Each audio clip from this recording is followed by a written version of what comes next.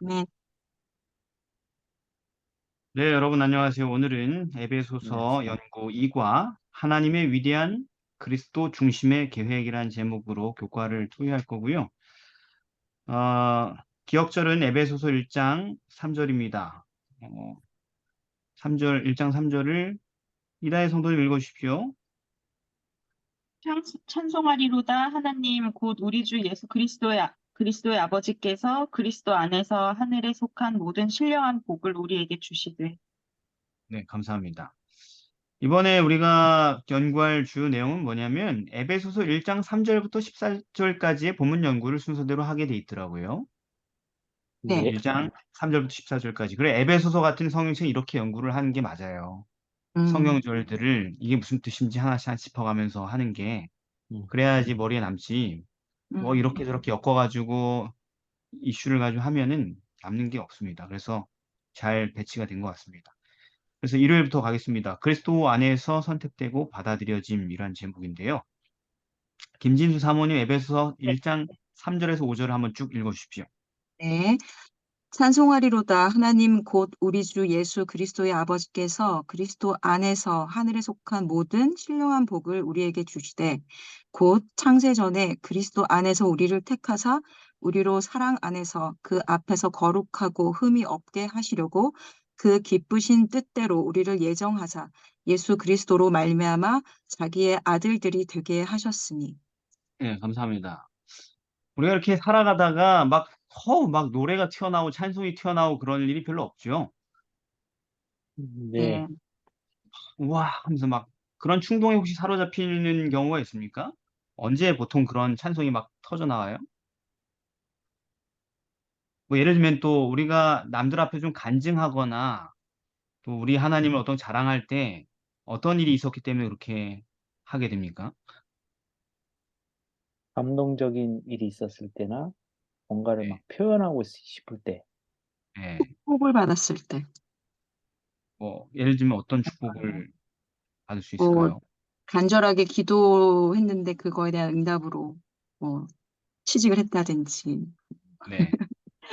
뭐 뭔가 돈을 많이 큰 벌었다든지 사업에 성공했다든지 뭐 그럴 때 뭐 그리고 어쩌면 또 아팠던 사람은 또 병이 완쾌되었다는 소식을 접할 때. 그래서 뭐 이제 막 마라톤 대회도 나가지고 우승하고 막 그렇게 되면 더 그렇죠. 영광스럽겠네요. 그죠? 그렇죠. 그런 일들이 우리 삶에 기적 같은 일들이 일어나면 되게 할 말이 많겠죠, 우리도. 노래도 네. 룰루랄라 나오고, 남들 앞에 가서 제가 겪은 일도 간증할 수 있고, 그죠? 네. 음, 예.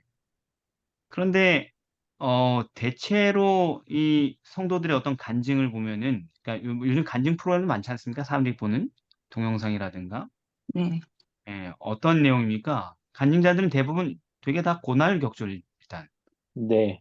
되게 힘들었다 그러잖아요. 네. 근데 결론은 어떻게 끝나요? 찬송. 찾았다. 잘 된 걸로 끝나잖아요. 그리고 그걸 음, 간증하자.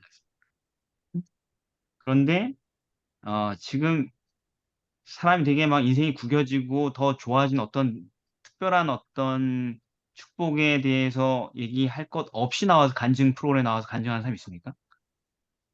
아니요? 없어요. 없어요. 안 봐서 물어보는 거예요. 잘 없죠? 네. 없어요. 네. 왜요? 이다혜 근데 성도는 봤나 보네, 그런 그걸.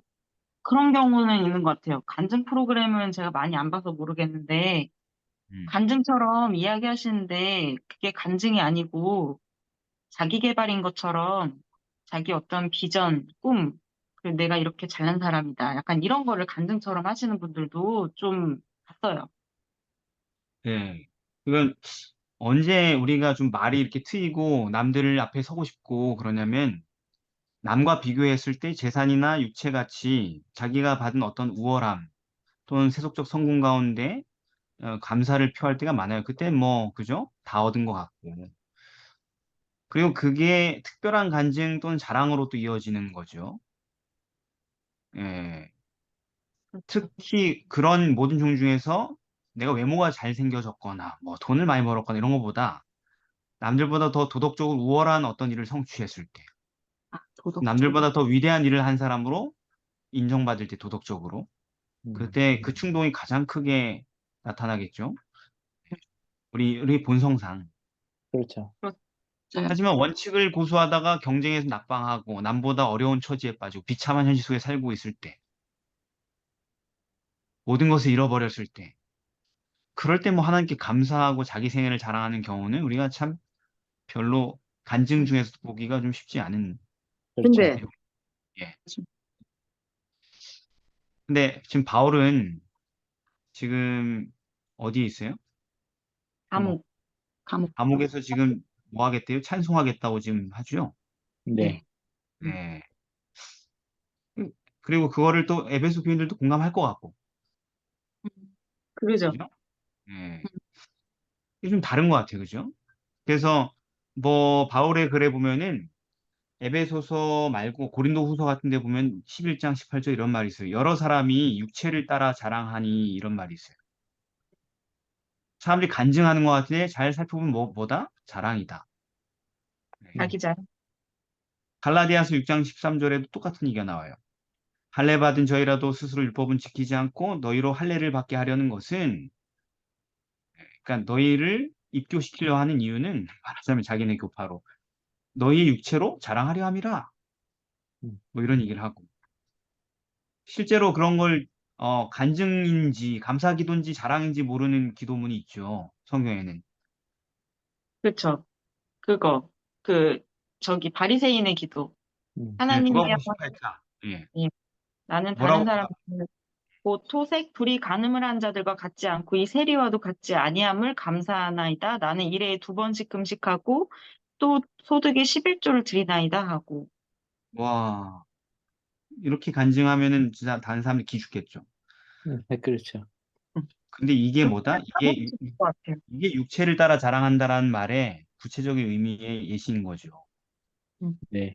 이럴 때 정말 남들 앞에 당당하게 설 수 있고, 그죠? 네. 그런데 이런 자랑은 다 뭐다? 이거는 이생의 자랑이기 때문에 요한일서 2장 16절에 아버지께로 쫓아온 게 아니다. 이건 세상으로 쫓아온 거다. 이렇게 얘기를 하는 거예요. 근데 바울은 뭘 자랑하는 거예요? 아버지께로 쫓아온 것을 자랑하는 거예요. 예. 그걸 그리스도 안에서 하늘에 속한 모든 신령한 복 때문에, 신령한 복. 예, 그를 자랑한다는 거죠. 그럼 바울은 그 신령한 복, 세상의 복이 아닌 하늘에 속한 복을 자랑하고 있었고, 그 얘기 무슨 얘기냐면은 세상에서 사람들이 얻기를 원하는 복은 하나도 없어도 자랑할 게 있었다는 얘기인 거죠. 음, 네. 못생겨도, 건강이 나빠도, 돈이 음, 없고, 지위가 없고, 계급이 낮고, 내세울 게 하나도 없어도 이건 음. 자랑할 수 있다는 거잖아요. 음. 그거는 어디에만 있는 복이라는 거예요? 바울의 말에 의하면. 그가 안에, 받은 복이 뭡니까? 그리스도 안에. 예수님 안에서. 그 복이 뭐냐는 거죠, 이 본문 안에서. 신령한 복. 그 복이 모든, 뭐냐고요? 신령한 복이 뭐냐고요? 자기 아들들이 되게 하셨대요. 누가? 우리를 예수 택하게 그리스도 했어. 말미암아. 네, 그러니까 자기가 죄의 용서를 받고 하나님의 자녀가 됐다는 사실이 자랑이었다는 거죠. 음, 아멘. 이거는 간증 잘 안 하잖아요, 그죠? 네. 교인들이 네. 교인들이 앞에 나와가지고 여러분 제가 죄 사함 받고 하나님의 자녀가 된 그 복을 자랑하고 싶어서 얘기합니다. 이렇게 하면서 흔히 자랑하지 않잖아요, 그죠? 이런 건 보통 특별 강연자들이 하는 자랑이지. 순회 특별 강연자들이 간증자들이 하는 거지. 우리가 서로 이런 자랑 잘 안 하지 않습니까? 네. 그래서 바울은요, 아까 사람들은 육체를 따라 자랑하지만 나는 갈라디아서 6장 14절에 주 예수 그리스도의 십자가 외에는 결코 자랑할 게 없다. 음. 난 자랑할 게 없다. 세상에서 사람들이 흔히 하는 자랑 중엔 난 자랑할 게 없다. 그래서 바울은 오직 예수님 십자가 외에 자랑할 것이 없었다. 이렇게 얘기를 한단 말이에요. 네. 이게 좀 공감이 됩니까? 우리가 지금 이게 우리 세계 교회와 약간 되긴 하는데. 뭐, 되면 됐지. 되긴 하는데, 예. 거기까지 가지는 못하긴 했어요. 그러니까 우리가 이 사람들의 공감에 자연스럽게 참여할 수 있는 그런 똑같은 교회 분위기인가? 교회 학벌이 분위기는 안 낮고, 학벌이 교인들은 낮고, 예.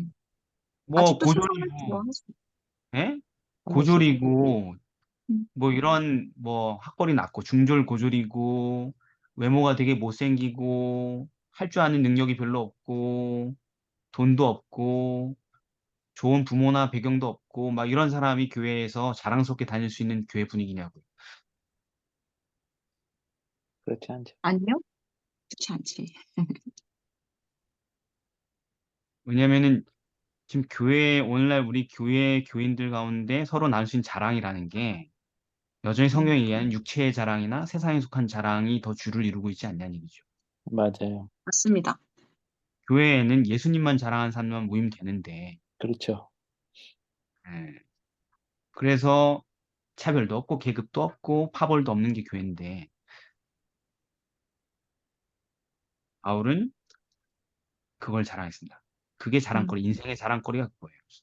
누굴 만나도 꿀릴 필요가 없죠. 네. 자랑거리가 다른 사람에게 없는 자랑거리거든요. 이게. 나는 그렇죠. 죄의 모든 용서를 받았고 죄에서 자유한 삶을 살고 있고 나는 하나님의 자녀로 지금 인정받고 있습니다. 이 자랑 하나면 어디 가서 뭐 누구하고 만나도 부끄러울 게 없는 자랑거리 하나 갖고 있는데 이거 하나 가지고 살아남기에는 오늘날 교회는 너무 무섭잖아요. 그렇죠. 예, 집도 좀 널찍하게 몇 평 이상 갖고 있어야 되고 교인들이랑 어울리려면은 예? 직업도 좀 번번하게 갖고 있어야 되고 옷도 좀 잘 입어야지 서로 어울릴 수 있고 뭐 그런 거 아니겠어요? 네. 예. 그래서 도대체 오늘날 우리 교회의 자랑이 뭔지 궁금하고 참 의심스러운 부분이 많습니다. 오늘날 우리에게 그죠? 네. 이게 자랑스러운 거 아니란 얘기예요, 제 말은. 네. 자꾸 그걸 자랑하고 그거 가지고 이렇게 사람을 좀 가진 자가, 좀 배운 자가 이렇게 깔아보는 그런 문화가 그렇게 자연스러울까요, 교회가? 부끄러운 줄 사람, 모르고. 자랑거리 아닙니다, 여러분, 교회에서. 예수님 안에서만 자랑하라. 월요일입니다. 값비싼 구속, 아낌없는 용서. 조세희 집사님, 에베소서 6장 7절, 1장 6절 7절 이어서 읽으십시오. 이는 그가 사랑하시는 자 안에서 우리에게 거저 주시는 바 그의 은혜의 영광을 찬송하게 하려는 것이라. 우리는 그리스도 안에서 그의 은혜의 풍성함을 따라 그의 피로 말미암아 속량 곧 죄 사함을 받았느니라. 네, 감사합니다. 왜 바울은 아까 그런 축복에 대해서 얘기하고 그 이어지는 글에서 자기가 이렇게 찬미하고 막 이런 이유를 그의 은혜의 영광을 찬미한다라고 표현했을까요?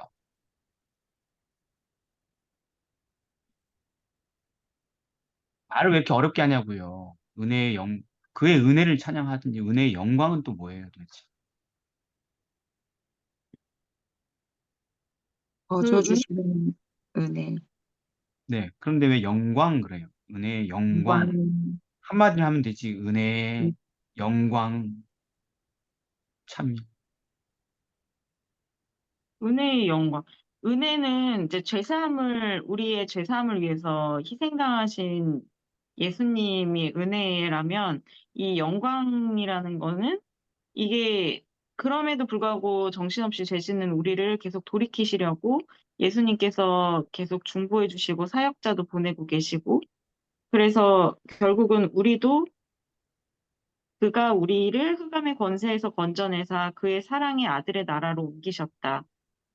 그러니까 우리도 그렇게 하늘의 시민이 될 수 있게끔 어떤 품성 이런 것도 가질 수 있게끔 됐기 때문에 그래서 이렇게 얘기한 거 아닐까요?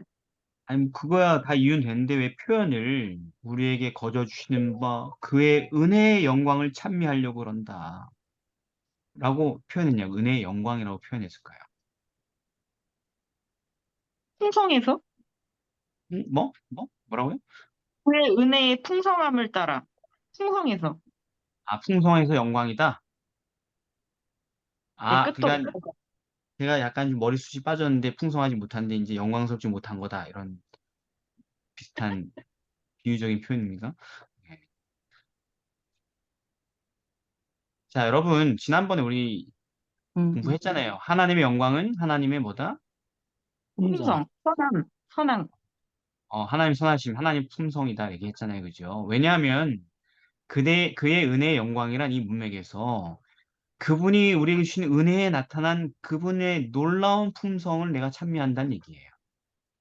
음, 죄인이 자기를 구원하기 위해 그리스도 안에 생하신 하나님의 사랑이 너무 놀랍고 너무 대단해서 어떻게 이렇게 사랑할 수 있지? 어떻게 그런 분일 수 있지? 하고 찬미할 수밖에 없기 때문에 그렇다는 얘기입니다. 그래서 그 영광이라고 해서 은혜의 영광.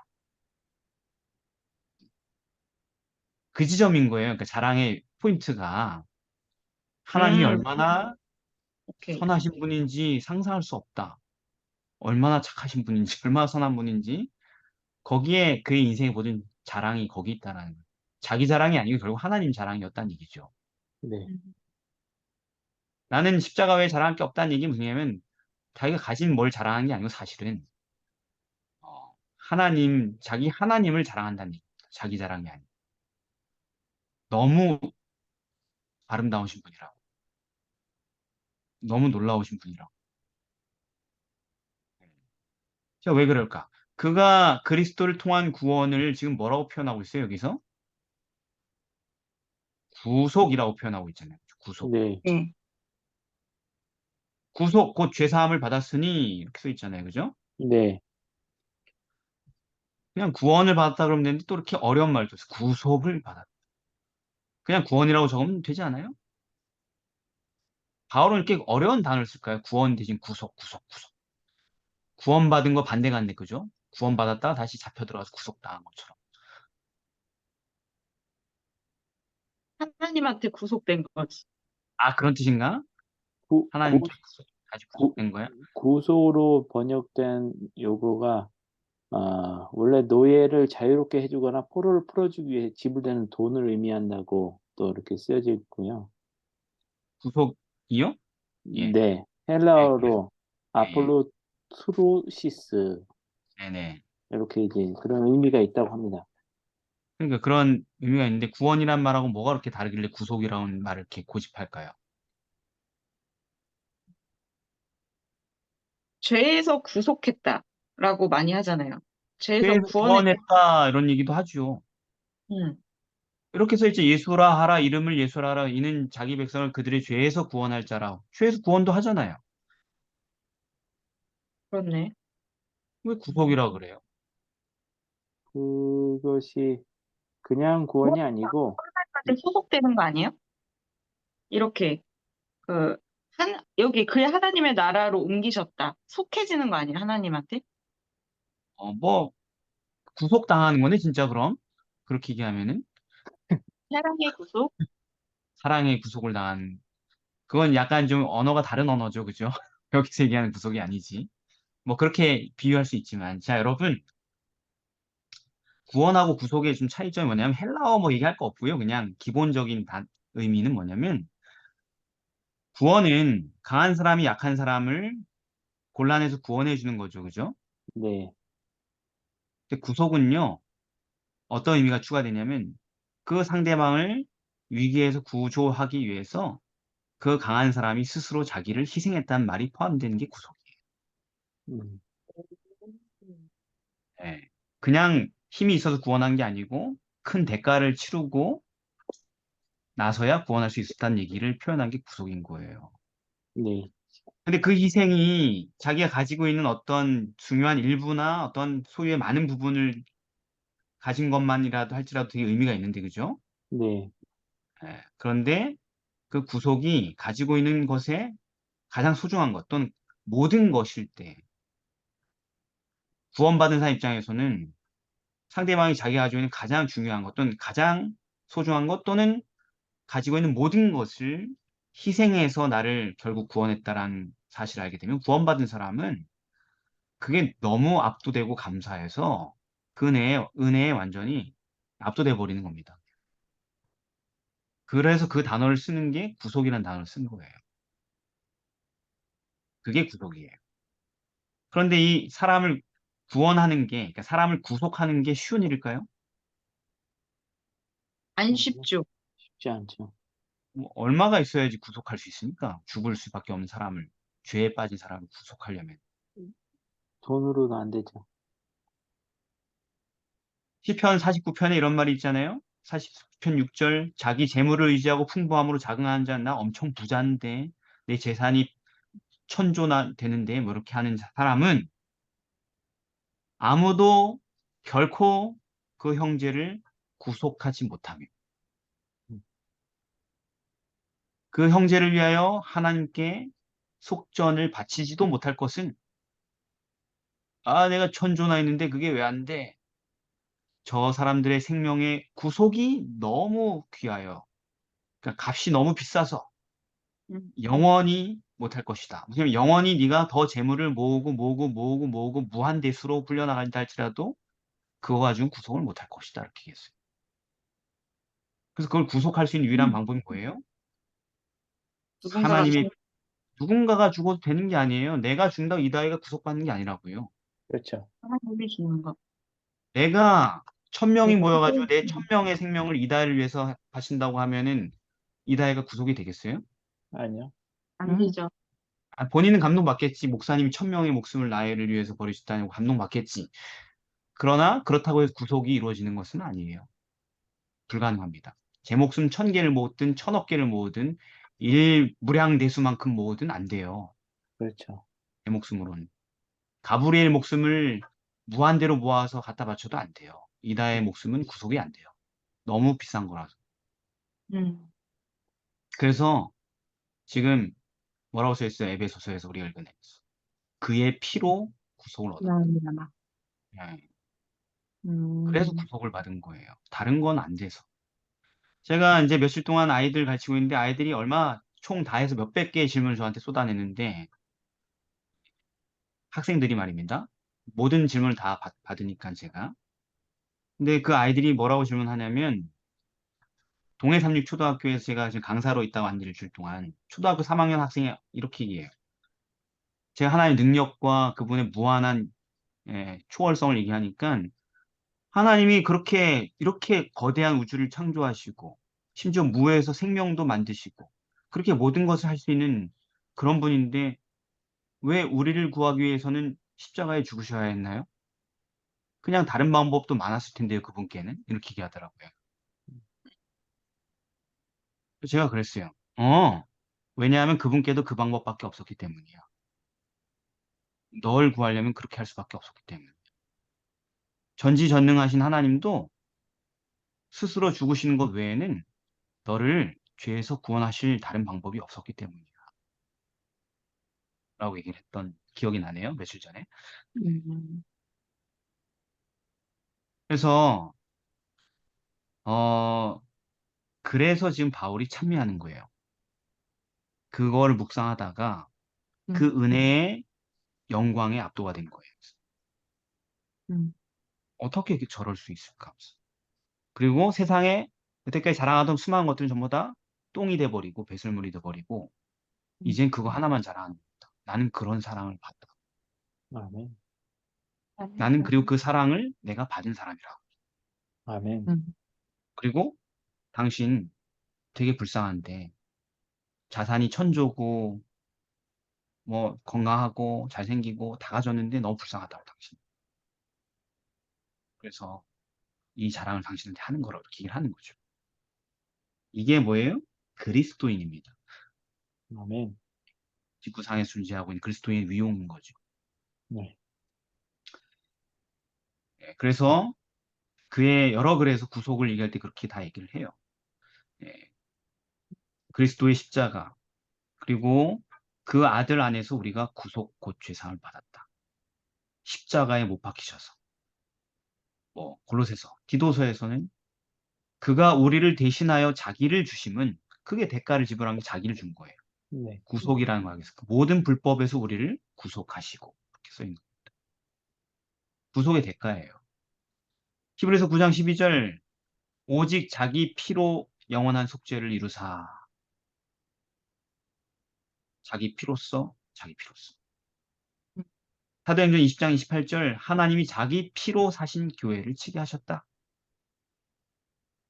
예. 그래서 구속이라고 표현하는 겁니다. 강한 자가 약한 자 구원해주는 거 쉽죠. 네, 그런데 강한 자가 자기 생명을 희생해서 약한 자를 구원하는 것은 더 이상 우리가 생각하는 그 구원이 아닌 거예요. 네, 그 구조해준 그 결과 때문에 좋은 게 아니고 나를 구조하기 위해서 그렇게까지 희생한 존재가 있다는 그 자체가 우리를 압도하는 것입니다. 거기에 사로잡힌 사람이 그리스도입니다. 화요일. 하나님의 위대한 화요일, 그리스도. 화요일, 예, 화요일 맞죠? 예, 화요일. 예, 네, 하나님의 위대한 그리스도 중심의 계획. 네. 그래서 그렇게까지 하나님께서 엄청난 대가를 치르시고 그리스도를 통해 마침내 이루시려고 하는 이 우주의 최종적인 계획이 뭡니까? 목적이 뭐예요, 도대체? 어, 누구든지 주의 이름을 부르는 자는 구원을 얻으리라. 구원받는 거. 그리스도 그냥 안에서, 그거예요? 세상에 그리스도 안에서 통일, 예. 에베소서 1장 8절부터 10절까지 이다의 성도 읽어보세요. 이는 그가 모든 지혜와 총명으로 우리에게 넘치게 하사 그 뜻의 비밀을 우리에게 알리셨으니 곧 그 기쁘심을 따라 그리스도 안에서 때가 찬 경륜을 위하여 예정하신 것이니 하늘에 있는 것이나 땅에 있는 것이 다 그리스도 안에서 통일되게 하려 하심이라. 네. 왜 우리에게 복음을 주시고 믿게 하시고 했냐? 최종적인 비전, 그러니까 계획, 완성된 목표. 이게 뭐냐? 하늘에 있는 것이나 땅에 있는 것이나 마침내 다 그리스도 안에서 뭐 되게 하려고요? 통일되게, 통일되게 하려고 이런 희생을 치르셨다는 것입니다. 이게 무슨 얘기예요? 하늘에 있는 것이 땅에 있는 거나 다 통일된다는 거예요. 남북 통일 같은 얘기가 비슷한 것 같은데 보니까. 음, 하늘처럼 땅에도 다 평안하기를 원하는 거 아니에요? 좋습니다. 하늘과 땅이 전부 다 어떻게 되냐면 죄로 말미암아 분열돼 버렸어요. 네, 원래 하나님 만든 세상은 처음에 만든 사랑으로 약동하는 하나 된 세상이었어요. 전 우주가. 근데 죄가 온 이후로 하늘이 분열됐고 이젠 땅이 분열됐고 하나님과 갈라져 버렸어요. 피조세계. 그죠? 네, 그래서 죄로 말미암아 분열된 온 우주를 그래서 불행하게 된 이 우주를 다시 태초에 조화로웠던 사랑의 연합으로 회복시키고 돌이키는 것이 예수님의 희생을 통해서 최종적으로 이루시려는 하나님의 목적이에요. 이렇게 명확하게 더 큰 세계관이 있는데 우리는 자꾸 기독교인들에게 물어보면은 예수님 왜 십자가에 달려 돌아가시냐면 그냥 죄인을 구원하려고 이렇게 뭐라고 할까요? 약간 미시적인 것만 주목한다는 거죠. 죄인을 구원해서 뭘 하시려고까지 봐야 되는데 말이죠. 네, 네. 온 세상이 하나님 만든 모든 세상이 하나님 안에서 조화를 이루는 회복을 다시 이루기 위해서 말이죠. 지금은 그렇지 못하니까 분열되어 있으니까 그게 최종적인 목적입니다. 그런데 그 목적을 이루기 위해서 그분의 계획 속에서 예수님의 희생뿐만 아니라 반드시 필요한 사업과 절차가 있는데 그게 뭐예요? 1장 8절에서부터 보니까 그 13절까지 참고하면 진리의 말씀, 곧 너희의 구원의 복음을 듣고 그 안에서 믿어서 약속의 성령으로 인치심을 받아야 돼요.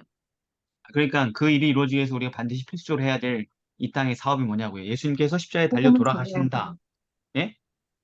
복음을 전도. 전해야 하는 거예요. 맞습니다. 그거예요. 예, 맞습니다. 모든 지혜와 총명으로 우리에게 넘치게 하사 그 뜻의 비밀을 우리에게 알려주셔야죠. 그래야지 그런 통일에 이르는 결과들이 나오게 되겠죠.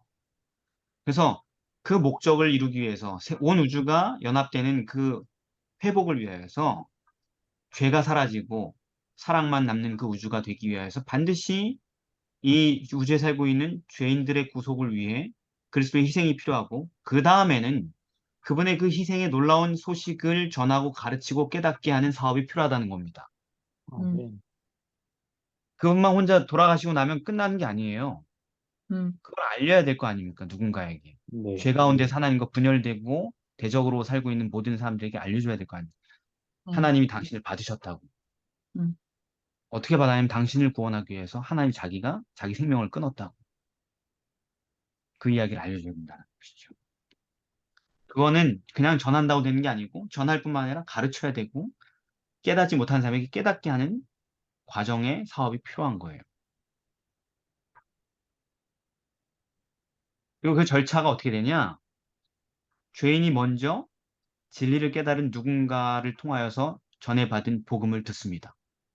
그 다음에 어떻게 돼요? 그리고 죄인이 회개하고 거듭나야죠.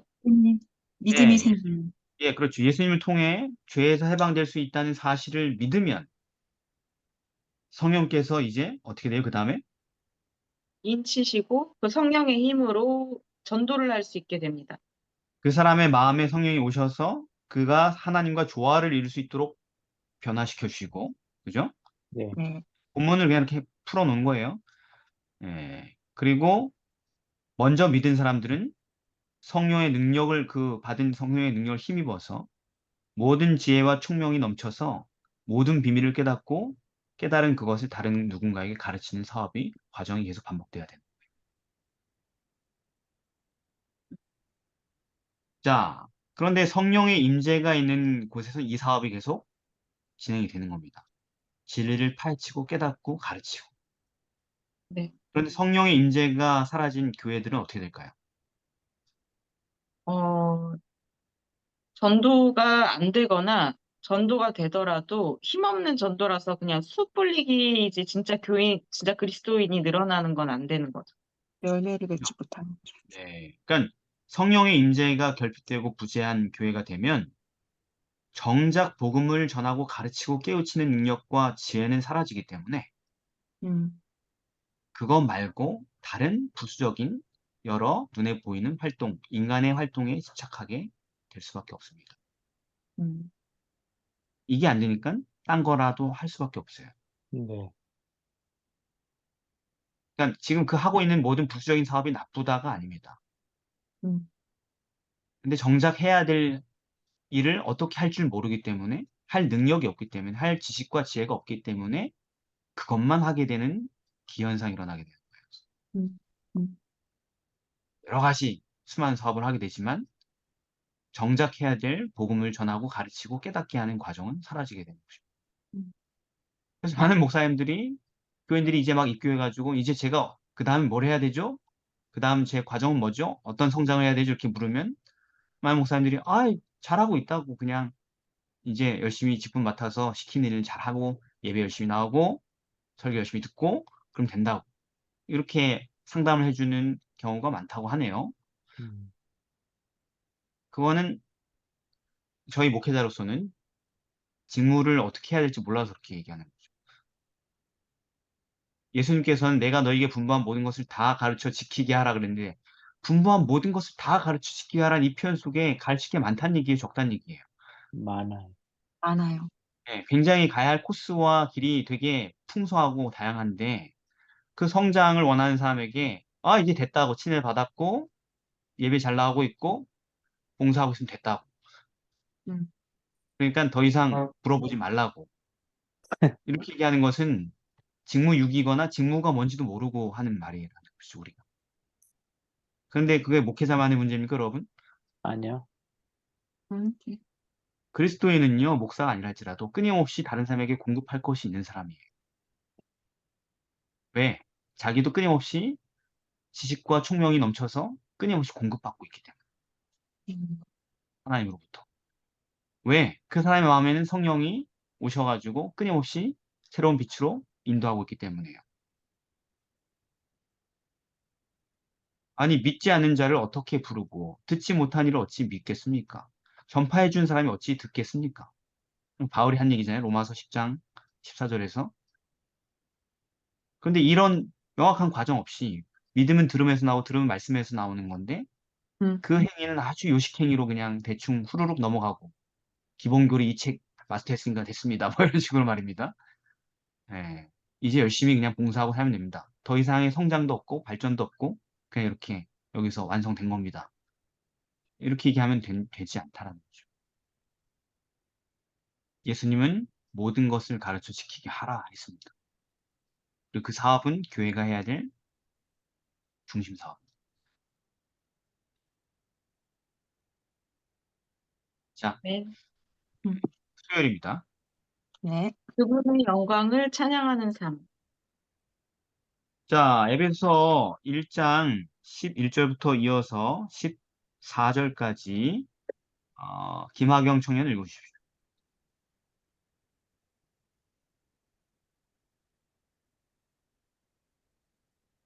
없습니까?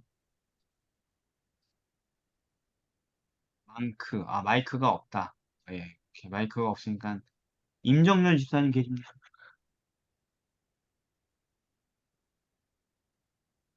없네요. 김진수 사모님 읽어주십시오. 11, 12, 14, 11, 11, 11, 12, 12, 14. 모든 일을 그의 뜻의 결정대로 일하시는 이의 계획을 따라 우리가 예정을 입어 그 안에서 기업이 되었으니 이는 우리가 그리스도 안에서 전부터 바라던 그의 영광의 찬송이 되게 하려 하심이라. 이는 우리 기업의 보증이 되사 그 얻으신 것을 속량하시고 그의 영광을 찬송하게 하려 하심이라. 18절에 또 뛰어 넘어가 보면은 너희 마음의 눈을 밝히사 그의 부르심의 소망이 무엇이며 성도 안에서 그 기업의 영광의 풍성이 무엇이며 어렵죠 말이. 자꾸 네. 반복되는 단어가 뭡니까 여기에? 기업. 기업. 이 기업이란 말의 뜻이 뭘까요? 대기업, 중소기업, 그 기업은 아니죠. 그분의 소유가 된다는 뜻인 것 아니, 같습니다. 기업이란 단어의 뜻. 아, 단어. 소유, 음, 유산, 뭐 이런 거 아니에요? 이 단어는 그냥 소유가 아니라 누군가 죽어서 상속받게 되는 유산을 기업이라고 합니다. 원어 아, 사전을 찍어보면은. 그래서, 그냥 재산이 아니고 누가 죽어야지 상속받는 재산. 그게 음, 기업이에요. 어, 그런데 예수님의 죽음으로 우리가 상속받는 유산은 뭐고, 그리고 이런 수많은 고통과 기다림과 셀 수 없는 희생과 끝없는 수고 끝에 마침내 하나님께서 얻고자 하는 그분의 기업은 뭘까요?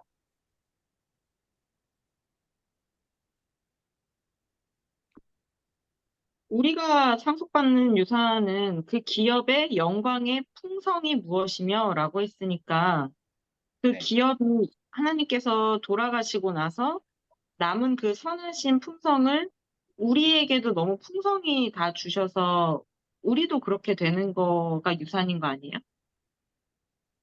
네. 그리고 또, 그리고 또 그래서 하나님께서 얻고자 하시는 거는 또다시 우리 이기는 자는 이것들을 유업으로 얻으리라. 나는 저의 하나님이 되고 그는 내 아들이 되리라. 네. 그리고 여호와의 분깃은 자기 백성이라 야곱은 그의 택하신 기업이로다.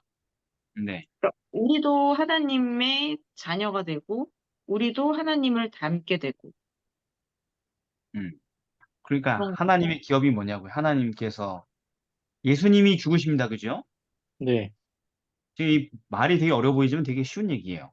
지금 여기 에베소서 얘기하는 것은 누가 얻는 기업을 얘기하는 겁니까? 여기 지금 우리가 읽은 부분에서. 어, 하나님.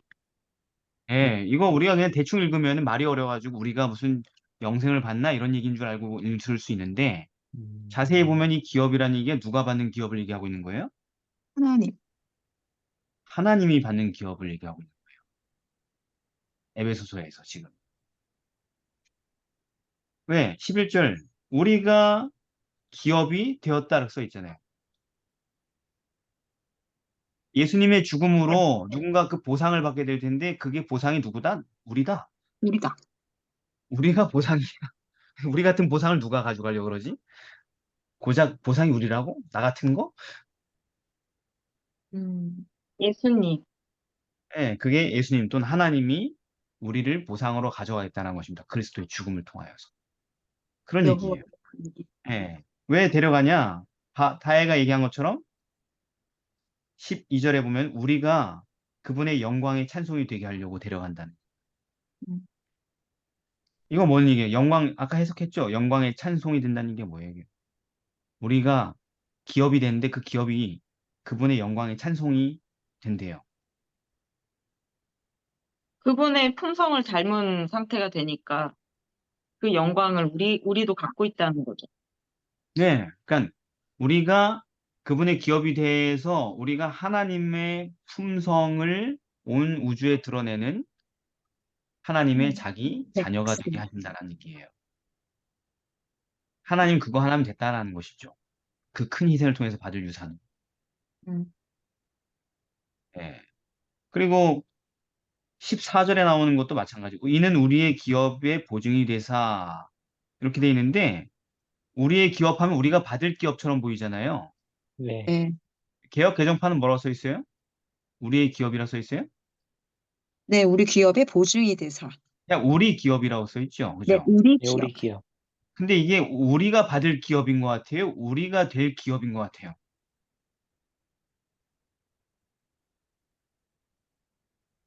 우리가 기업이 되는 거지. 우리가 기업이 되는 것 같은데.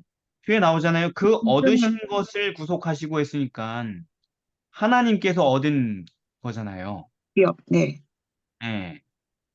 그러니까 우리가 기업이란 얘기예요. 음, 여기서도. 에베소 1장 18절도 마찬가지야. 성도 안에서 그 기업의 영광의 풍성이 무엇이며, 성도가 기업이란 얘기를 하는 거예요, 여기도. 성도. 그러니까 이거를 그냥 대충 읽을 때는 이게 우리가 받는 어떤 뭐 보상이라고 생각할 수 있는데, 다 누가 받는 보상이에요, 지금? 하나님. 하나님께서. 하나님이 받을 보상이에요. 음, 그리스도의 죽음을 통하여서.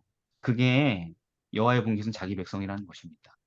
하나님이 참, 이렇게 질이 멸렬하고 고통스러운 세월 속에서 그 많은 희생과 인고의 세월을 보낸 다음에 자기 가진 모든 걸 찰찰 털어가지고 희생한 다음에 얻을 최후의 막대한 보상이 뭐냐면 여러분이라는 거예요. 음, 음, 정말 고작 여러분이라는 거예요. 저와 여러분. 근데 그게 하나님께는 그만한 희생의 가치가 될 만한 엄청난 막대한 보상이라는 거예요.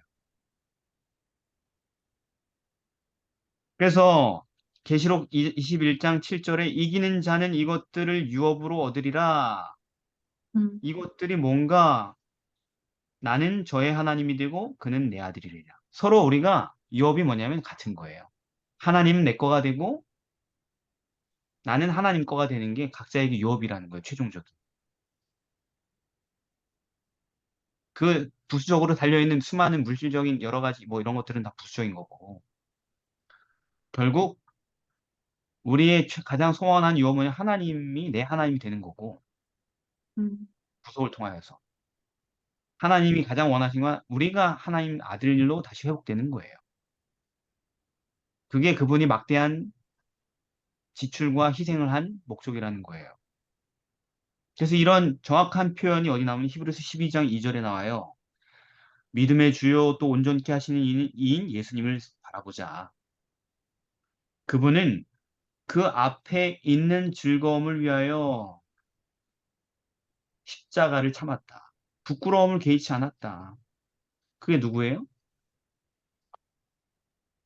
어, 죄인, 나예요, 죄인들, 나. 나예요, 나. 하나의 나 한 명 얻어보려고 그게 너무 즐거운 보상이라서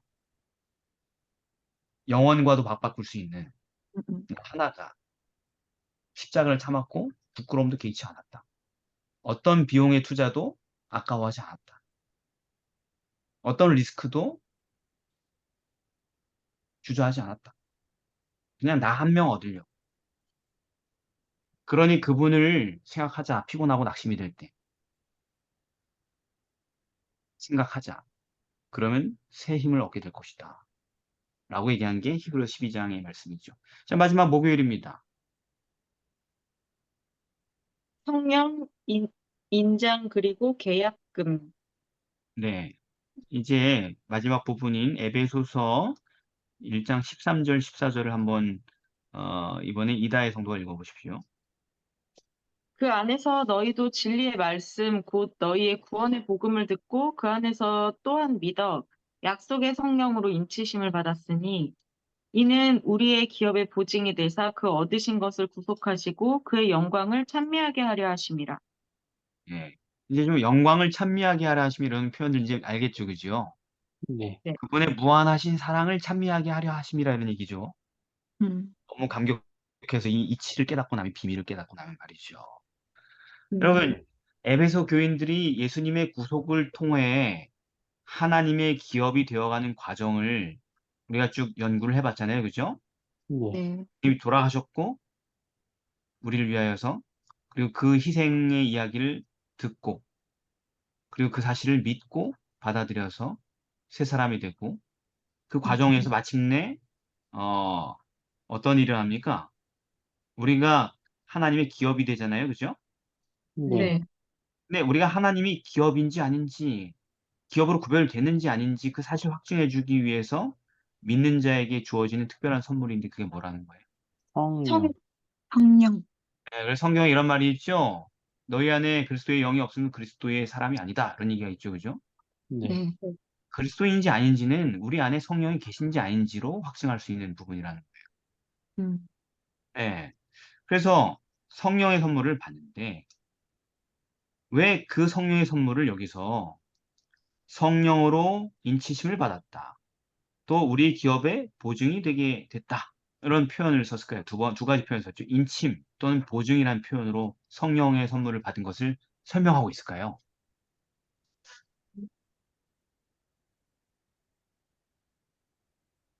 이게 그 누가복음 11장 13절 말씀을 보면 너희가 악할지라도 좋은 것을 자식에게 줄 알거든 하물며 너희 천부께서는 구하는 자에게 성령을 주시지 않겠느냐 하시니라. 네. 만약에 우리가 성령을 받았다면 그게 우리의 하나님이기 때문에 성령을 주신 거라는 거잖아요. 이 말씀으로 봤을 때. 네. 그러니까 만약에 우리가 성령을 받았다면 우리가 하나님의 기업이 됐다라는 것이고 그것이 보증이 됐다는 거 아니에요? 좋습니다. 네, 좋아요. 자, 하나씩 한번 좀 살펴보겠습니다. 먼저 인침이죠. 네. 인침이란 표현은 도장 찍었다 이런 얘기예요. 뭐 네. 어렵지 않아요. 그죠? 우리 서명했다 이런 얘기죠. 사인했다 이거죠. 네. 계약서에 도장 찍었다. 뭐 이런 거잖아요. 그래서 그 도장은 뭐 성경절 많이 얘기하면 되게 힘들다는 사람들도 요즘 있고 그래서 다 생략하고 여러 사례가 있으니까 각종 거래 문서, 매매 계약서, 증서. 매매 증서, 에레미야에 나오죠, 그죠? 또는 네. 어떤 서신 이런 것들에 도장이 찍혔죠. 네. 이게 누구의 서신이다, 이게 누구의 어, 그리스도 피. 소유물이 되었다, 뭐 이런 것을 확증하기 위해서 지금도 하잖아요, 서명하잖아요, 그죠? 도장 네. 찍지 않습니까? 계약서나. 음. 그러니까 옛날에도 그랬지만 지금도 마찬가지예요. 그래서 인을 쳤다, 도장이 찍혔다는 것은 그 내용물의 소유가 도장 찍힌 사람의 것이라는 확증의 표시인 거죠. 서신에 왕의 어인이 찍혔으면 이건 이 서신 누구 거다? 왕. 왕의 것이다 이런 표시예요. 그죠? 네. 계약서에 도장을 찍었으면은 이게 누구하고 거래해서 누구에게 넘어갔다라는 얘기죠. 저는 네. 계약서를 사실 거의 본 적도 없고 써본 적도 없이 살았습니다. 여태까지. 계약서를 많이 해본 사람 알겠죠? 맨날 도장 찍죠. 맨날 서명하고. 네. 그러니까 즉 소유자가 아직 그것을 실제 자기 손에 물건을 수령하지 않은 상태에서도 도장이 찍혀 있는 것만으로도 그게 누구 것인지를 모두에게 확인시켜 주는 게 인침이에요. 맞습니까? 네. 네. 네. 그래서 하나님께서 믿는 자에게 그냥 믿는 자에게 성령 줬다라고 가정하는 게 아니에요, 여러분. 와, 우리 교인들 전부 다 예수 믿습니까? 예, 믿습니다. 아, 믿었으니까 성령 받은 거예요. 이렇게 뚱쳐버리는 게 아니에요. 자기 안에 성령이 계신지는 자기가 알 수 있다고 성경은 계속 얘기해요. 네. 만약에 성령이 계신 줄 알지 못하면 너희가 버리운 자라고 성경은 얘기했어요, 바울은. 음. 그러니까 성령이 있는 척 스스로 속이거나 남에게 있는 척 뭐 이렇게 연기하거나 그렇게 할 필요 없어요. 도장이 찍혀 있는지 안 찍혀 있는지는 나도 알고 하나님도 아는 거예요. 그렇죠. 그건 잘 생각해 보여도 되길 바랍니다. 모든 사람 각자 다 다른 거니까. 네. 근데 그 도장이 찍혀 있다면 내가 아무리 형편없고 내가 아무리 부족하고 내가 아무리 하늘에 도달할 수 없는 사람처럼 보인다 할지라도 도장이 찍혀 있다는 건 확증된다면 음. 내가 하나님의 기업으로 구별됐다는 것을 알 수 있다는 얘기예요. 음. 그 다음에 보증이란 말을 썼어요. 보증이란 말의 이 뜻이 무슨 뜻입니까? 우리에게 씻고 보증으로 성령 우리 마음에 주셨느니라. 네. 대신 책임지는 거. 자, 교과를 좀 그래도 좀 살펴봐야 됩니다. 왜냐면 교과에는 원어에 대한 뜻풀이가 있기 때문에 이번 교과 잘 썼어요, 나름.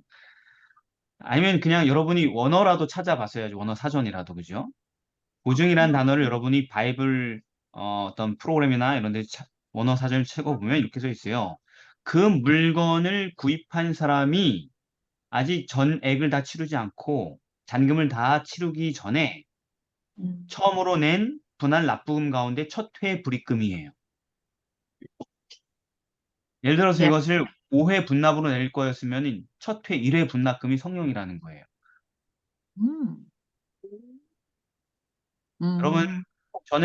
저는 좀 현금이 많은 사람이라서 뭘 분납, 할부 이런 거 안 해요, 저는. 저는 무조건 그냥 일시불로 다 끝냅니다. 아, 예, 좋겠다. 사람들이 저한테 뭐 물으면 일시불로 하시겠습니까? 몇 개월 할부로 하면 일시불이 이 말을 계속 하는데 저는 좀 그런 사람이에요. 근데 여러분들은 좀 힘이 없고 연약해서 분할 납부를 많이 하시죠? 평생 살면서. 안 하는데요? 아, 안 죄송합니다. 한다고 거기도 하죠, 잘. 네. 힘이 있는 분이구나. 네. 어쨌든. 우리 다 힘이 있는 분들이네요. 네. 어쨌든 근데 음. 그 전액을 다 내지 않아도 첫 회 납입을 잘 하면은 그 금액이 뭐가 되는 거예요? 보증금이 되는 겁니다. 음. 이 계약이 확실하게 성사됐다 해서 계약을 뒤엎을 수 없는 계약금이 되는 거죠. 네. 이게 보증이라는 단어가 그런 금액을 얘기하는 거예요. 네, 첫 지불금. 그래서 이 계약금이 지불됐기 때문에 계약을 엎을 수가 없어요. 그러니까 이 사람이 누구의 기업이 됐다라는 계약이 성사됐기 때문에 이 돈을 통하여서 지불됐기 때문에 누가 다시 그것을 파토내고 더 큰 금액으로 뺏어가거나 이렇게 할 수가 없게 없죠. 되었다는 얘기예요. 음. 예, 다른 사람이 대팔 수 없게 됐다는 얘기입니다. 그러므로 성령을 보증으로 받았다는 이 표현은 이건 우리 입장에서 다 받는 건 아니죠. 하늘의 모든 것을 아직 다 받지 못했잖아요, 지금. 네. 하늘의 모든 영생과 유업을 다 받지 못했잖아요, 지금. 우리 손에 쥐고 있지 않잖아요, 그죠? 네. 근데 성령을 믿는 자가 받았다는 순간, 그 순간부터 결국 하늘에 속한 모든 것을 우리가 유업으로 받게 될 것을 이미 확실하게 계약을 통하여 성립이 됐다라는 것을 보증한다는 얘기예요. 아멘. 전혀 하나님의 기업이 아닌 것처럼 보이는 현재 형편이랄지라도 결국 하나님의 기업이 법적으로 됐다라는 보증이라고. 그게. 우리 안에 아멘. 성령이 오셨다는 말이죠. 그래서 바울은 얘기하죠. 사도행전 19장 2절에 너희가 믿을 때에 성령을 받았느냐? 이렇게 물어보잖아요. 아니, 지금은 믿는 거 따로 성령 받는 거 따로 이렇게 된 세상이 됐거든요, 지금은. 맞아. 이제 근데 초대 교회는 그렇지 않았어요. 믿을 때 성령을 받았어요. 그때부터 그렇죠. 처음부터. 그게 원래 정상적인 신앙이었어요. 네. 믿음의 작용이. 그러니까 오늘날의 믿음이 잘못된 믿음이라는 거죠. 성령을 받아보지도 못하는 믿음이라면. 그렇죠. 그런 믿음은 존재하지 않거든요, 원래. 네, 그렇죠. 베드로는 말했습니다. 사도행전 2장 38절에 아직도 회개하지도 않은 초신자 구도자들한테 너희가 회개하여 각각 예수 그리스도의 이름으로 침례를 받고 죄 사함을 얻으라. 그러면 성령을 선물로 받을 것이니. 죄 사함을 받으면 성령을 받아요. 성령을 받지 않은 것 같아요. 죄 사함을 안 받아서 그렇죠. 죄 사함 왜 안 받았어요? 아직 그리스도의 구속을 안 믿었기 때문에 그렇죠. 네. 죄 사함 받은 걸 연출할 수 있어요. 우리는 얼마든지. 서로에게 용서받은 사람인 것처럼. 또는 성령이 좀 있는 것처럼 연출할 수 있어요. 맞아. 아니, 그런다고 해서 없는 성령이 있는 건 아니지요. 네. 성령이 있냐 없냐로 하나님께서 이게 내 기업이 되는지 안 되는지 결정나는 건데. 첫 지불금이 지불되는지 안 되는지로 결정나는 건데 말이죠. 예. 그래서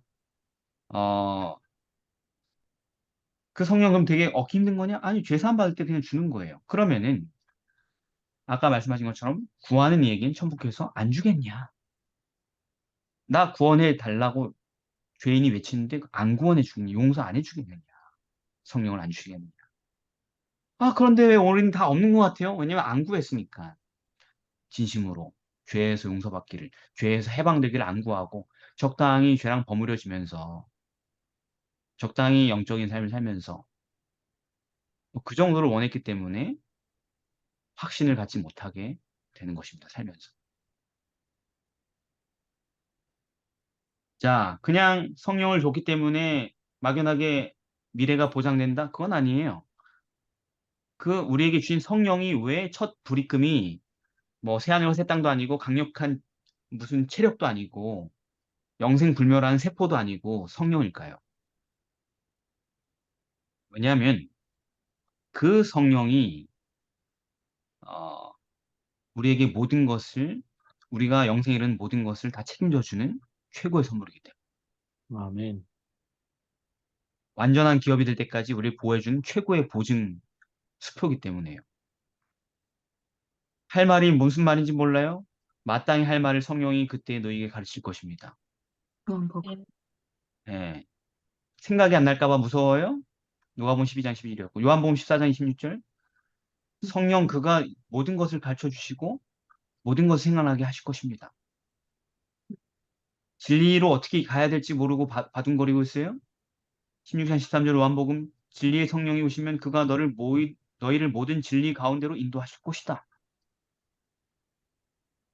권능이 부족해요. 사도행전 1장 8절 오직 성령이 너희에게 임하시면 너희가 권능을 받을 것이다. 그래서 성령이 우리 안에 거하시는 것을 알지 못하느냐? 모르겠는데요. 그럼 안 거하시는 거죠. 네. 그렇죠. 예. 너희가 성령이 주는 줄 알지 못하느냐. 자, 그런데 제가 아무리 신앙생활을 해도 자꾸 죄의 욕심이 살아나서 저를 계속 좌절시키고 자꾸 나쁜 쪽으로 다시 끌고 가고 옛날로 돌아가게 하고 너희는 성령을 쫓아 행하라 그리하면 육체의 욕심을 이루지 아니하리라. 저는 아직도 율법 아래 갇혀가지고 고생하고 있는 것 같아요. 그 한계를 벗어나지 못하는 똑같은 쳇바퀴 삶을 살고 있는 것 같아요. 만일 성령의 인도하시는 바가 되면 너희가 율법 아래 있지 아니할 것이다. 저는 신앙이 계속 다운되고 세월이 갈수록 자꾸 쇠퇴하고 그의 성령으로 말미암아 너희 속사람을 능력으로 강건하게 하실 것이다. 아멘. 아멘. 예. 그러니 우리가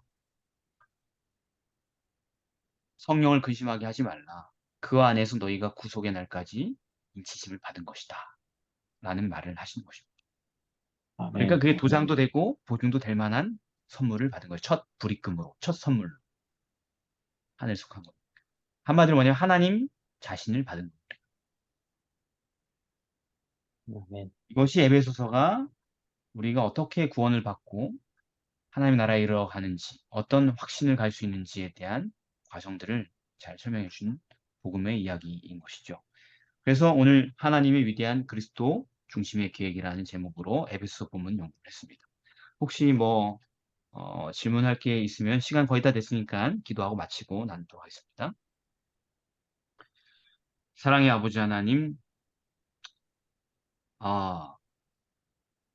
하나님께서 원하신 최종적인 보상이 다른 게 아니라 우리임을 인하여 감사합니다. 아멘. 주님, 아멘. 우리를 구원하실 뿐만 아니라 구속하시기 위하여서 어떠한 희생을 치렀는지 우리가 그 비밀을 깨달을 수 있도록 우리를 총명하게 하여 주옵소서. 아멘. 그 깨달음이 우리의 믿음이 되고 그리고 그 믿음이 우리에게 보증으로 인침으로 성령을 임하게 하여 주셔서 우리도 주님의 기업으로 변화되어 가고 구별될 수 있도록 도와주시옵소서. 아멘. 그리고 주님의 기업으로서 주님의 은혜의 그 무한한 영광을 그 사랑스러운 품성을 이 어두운 세상에 찬미로 나타내게 하여 주시옵소서. 아멘. 예수님의 이름으로 기도드립니다. 아멘. 아멘. 감사합니다.